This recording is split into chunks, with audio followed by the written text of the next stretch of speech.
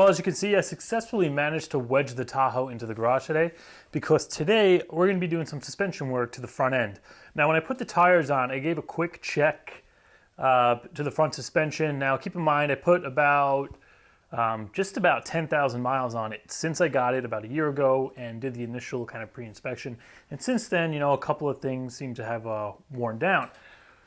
Two of those things being the idler arm and the Pitman arm.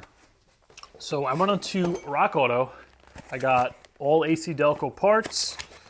And one thing to keep in mind while shopping on there, they have cheap AC Delco, which is like, I think a Pitman arm or an idler arm is like $25. Then they have AC Delco Professional, which is like a drastic difference. This was like, I think, double the price, if not a little bit more.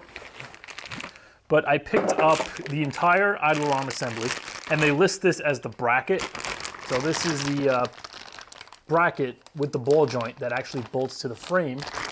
And then the second part of it is the actual idler arm itself, and this connects to that ball joint on the bracket, and then this ball joint end connects to the center link. And this is the one that I was actually seeing some play in, so I decided just to change the whole thing out. Then I also have a Pitman arm. Figured we're doing the idler, might as well do the Pitman also.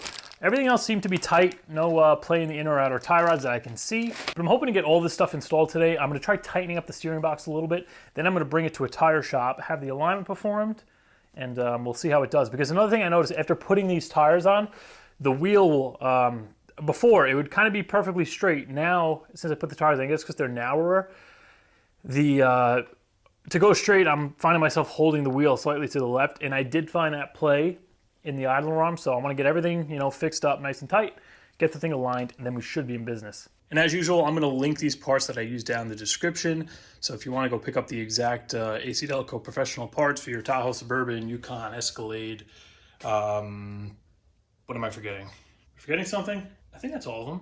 All right, so let's start under the hood. First two things I'm going to do is adjust the slop, or tighten up the slop in the steering box, as well as adjust or redistribute the lube on the steering shaft.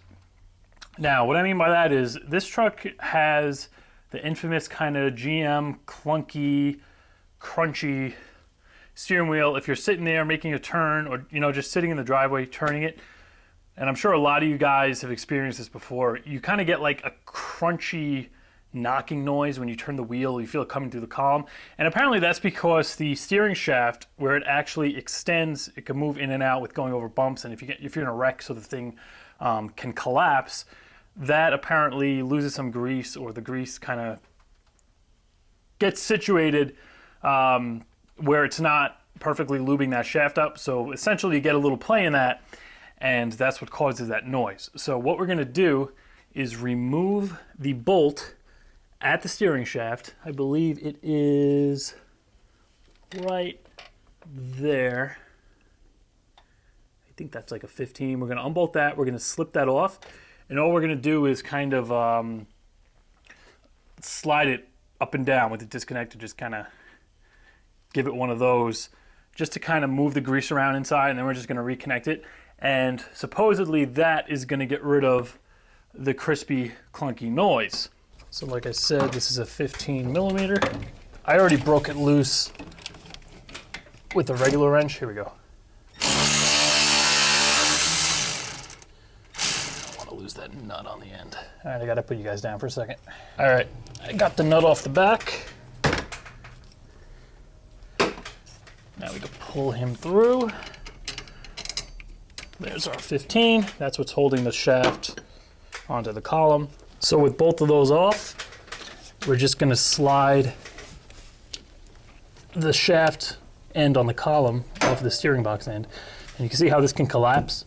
You just want to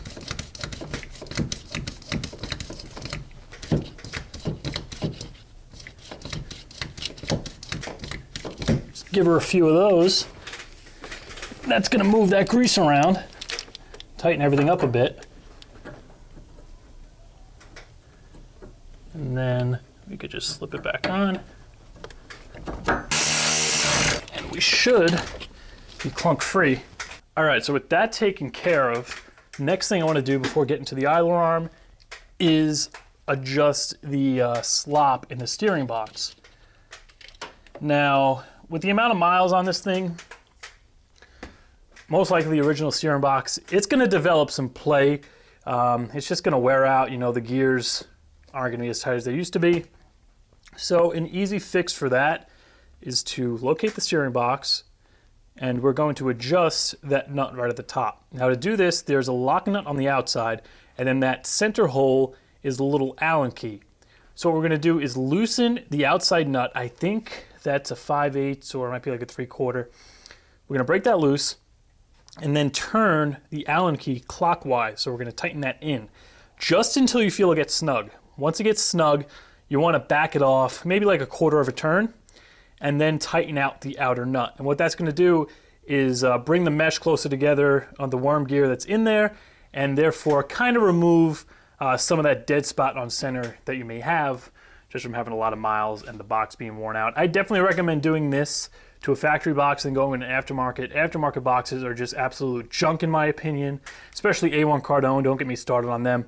So I'm just pulling the skid plates off underneath, and that's where I'm actually going to access everything.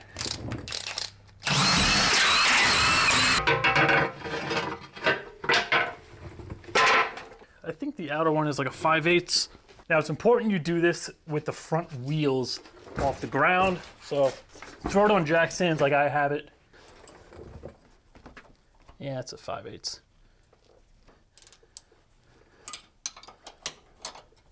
There we go.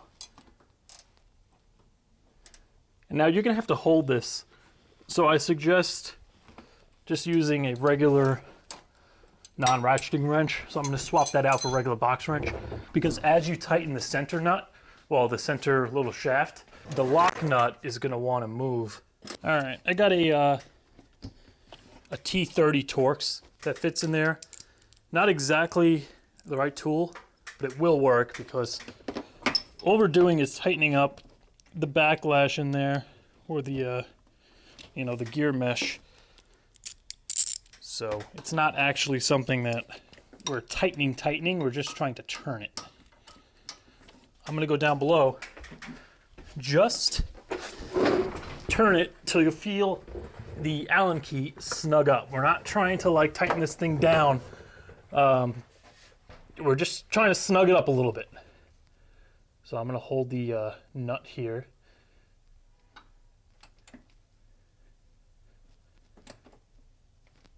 I'm going clockwise with this.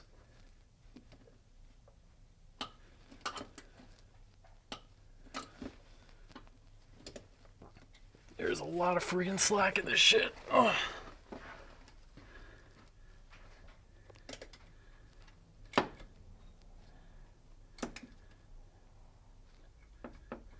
All right, that's it.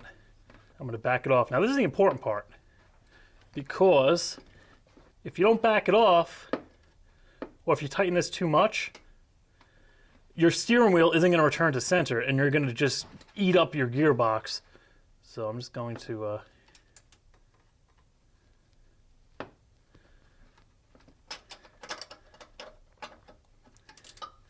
maybe a little bit more.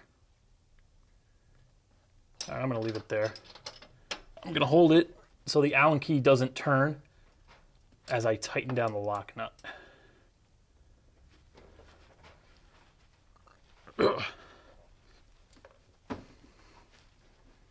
All right, that should be it.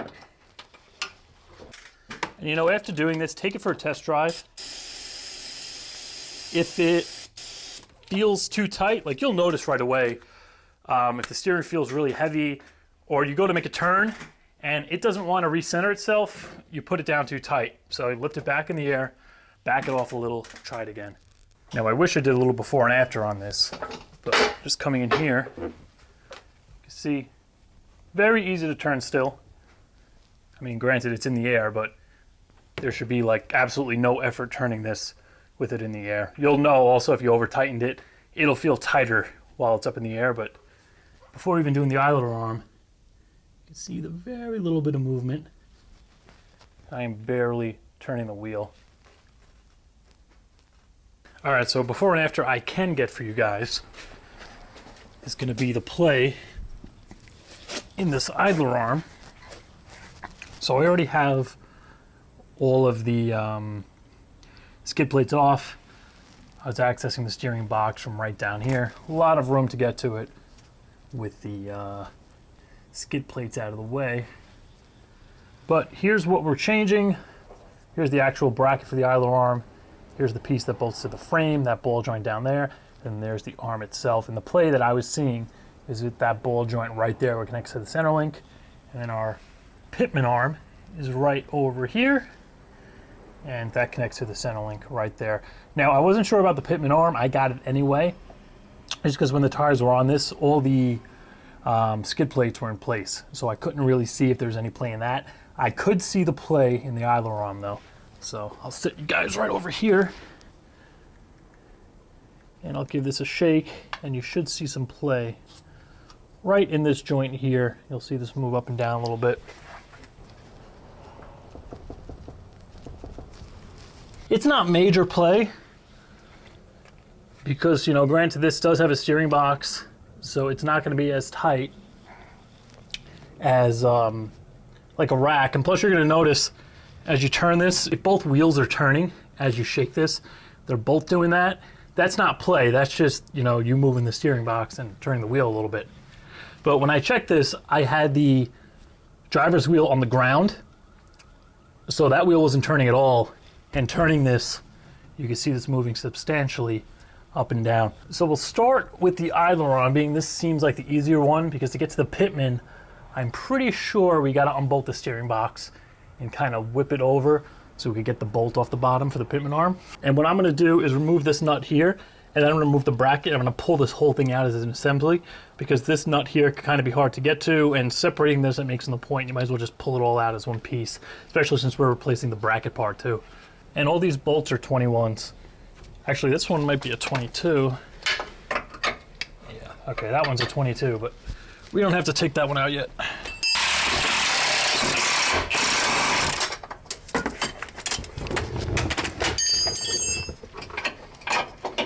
All right, so that's that end.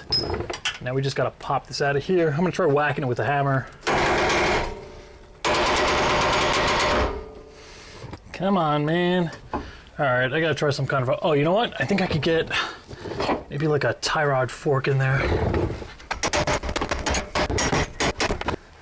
I think it's too small. All right, let's try the Pitman arm tool. If it'll fit over it.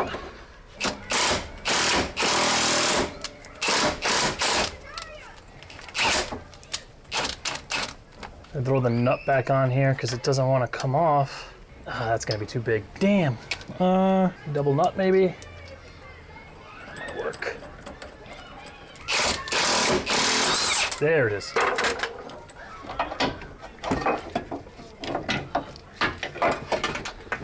Yeah, so the actual bracket part seems to be all right.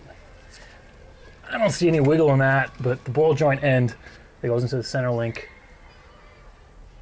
it just has the slightest amount of click to it. Just a tiny, tiny bit, but I'm gonna get the new parts assembled, just like this, and then we just bolt it right in. All right, so there we are, old and new. This one's actually a 24. I got the grease fittings in and positioned in a way where when it's installed, I'll be able to access them from underneath. Got that fitting on there. I'm just going to put some grease in this before installing it. Got a nice little bit of bulge on the boot. Get a little in here too, why not?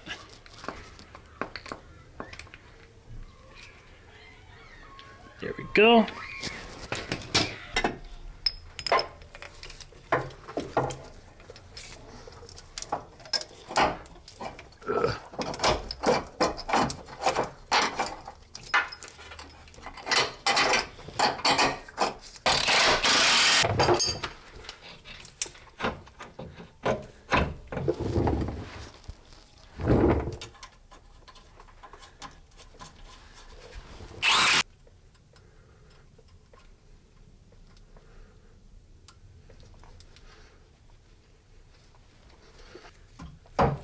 So these three are all 21s.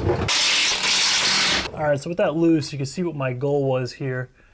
I think you guys can see what my goal was. The steering box loose, we can move it over. Otherwise, this piece of the frame is in the way. You could probably notch this if you're really lazy and get to it, but I mean, this is something you change once in a blue moon. So I just unbolt it, swing it over. I'm gonna zip that nut off, get our puller on there, then we'll remove it from the center link. There we are. Washer.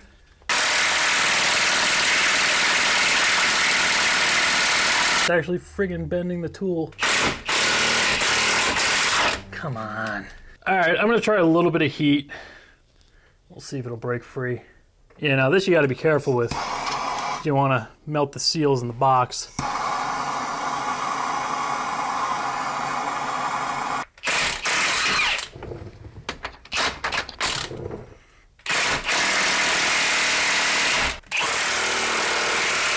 I don't even think it moved at all.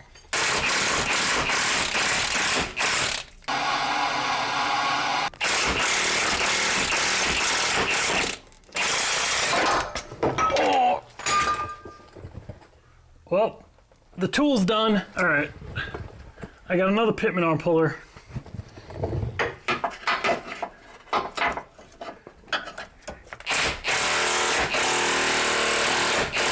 Ah, there it is.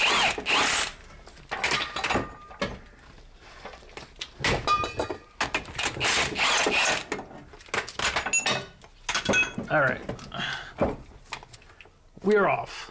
Oh, this thing definitely has some play too. I'm not sure how well you guys can see this. There's a good amount of up and down, kind of like that play. So that's definitely worn out.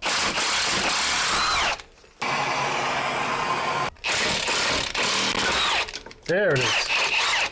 God, she's fighting me every step of the way. I'm trying to help you, Tahiti. That's stuck now, damn it.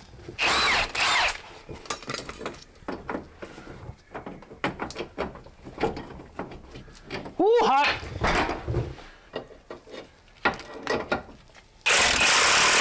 All right, all our nice new parts are in. Everything's greased. I got the cotter pin going through the Pitman arm. And man, just before even driving it, just playing around with the steering like this. No way in hell the camera's gonna pick this up. But just this little amount of movement like that, I could see the wheel just slightly moving. Before there was kind of like a dead spot there before the adjustment of the box and the replacement of those two components. But I think this should be all ready to get aligned. So I'm just gonna throw the skid plates back on, clean up a little bit. We'll go for a drive and head over to the alignment shop. All right, I'm crawling along in traffic here, going to the alignment place. I'm just gonna bring it to Pep Boys because it's on the way to my job. So I'm just gonna drop it off there on the way, walk to work, pick it up after. But right away, no alignment or anything, it's already way, way better. It actually feels like it's aligned now. It's pretty much tracking straight. The wheel isn't kind of to the left anymore. Steering is way tighter. Just on center, there's no more of like a dead spot. Even just, you know, turning it and everything, it feels so much tighter. Returns to center perfectly fine, so the adjustment's good.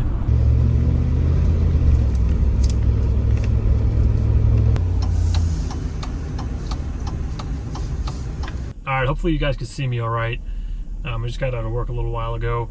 It's almost 12 in the morning right now, and I just wanted to end this video today because I brought the Tahoe to Pep Boys. Just rolled over 220,000 miles, as you guys saw. And I got the alignment done, and I had the wheel balancing done. Because when I had the tires mounted, my friend didn't have a wheel balancer. So we just threw them on the way they were. We pulled off the weights from the old tires, and then kind of like 50 to 65 getting on the highway, there would be like a shimmy and you would feel it in the wheel. So the wheels are all balanced, the alignment is all done, and I gotta say, these tires on the highway, just overall, even the entire ride, it is so much better than the 305s that were on here. The bounciness is gone, it tracks so much better, they're quieter. As for the steering, it's 100% better. I didn't really have any complaints before, but like I said, once I put the new tires on, I kind of started noticing a little vagueness, and it almost seemed like it was kind of pulling. I had to kind of keep the wheel a little bit to the left when I was going straight in certain situations. And just tightening up the box, changing the Pitman arm, the idler arm, that little bit of play it had, it made a huge difference. And I thought it felt good driving to the alignment place. After they actually aligned it, it got even better. I mean, it's tracking dead straight, no more pulling, just the steering, even on the highway. First of all, the clicky clunkiness is gone. I don't know if you guys can hear that. I didn't really give you an example before, but it is completely silent. So if your truck is doing that, if you have one of these, Silverado, Tahoe, anything like this body style, and it's doing that thing where you turn it and you hear it kind of clunking and making crunchy noises, do that thing, take the 5 minutes, take the bolt off, just kind of jerk it in and out a little bit, put it back on. It's going to make a huge difference. It costs only 5 minutes of your time. But for the alignment, I went with the lifetime. With the balancing and the alignment, it cost me $214, I think, before tax. The lifetime alignment was 180 bucks. That's usually what I do, because especially something like this with a lot of miles, and I'm not planning on getting rid of it. If I ever go in there and change the inner and outer tie rods, do the ball joints, you know, the mileage on them, it's going to happen. I'm going to have to replace them. I just go back, they touch the alignment up, I don't have to pay again. Because I think it's like 80 bucks a pop if you keep going back for an alignment. So, I mean, you do it twice, it already paid for itself. But I think the next step for this thing, suspension-wise, is going to be shocks. I mean, I'm this happy with just doing the front end stuff and getting it aligned. I can't imagine how happy I'm going to be once I actually get a good set of shocks in here that don't have who knows how many miles on them. But for now, that's going to do it for this one, so I'll see you in a few days.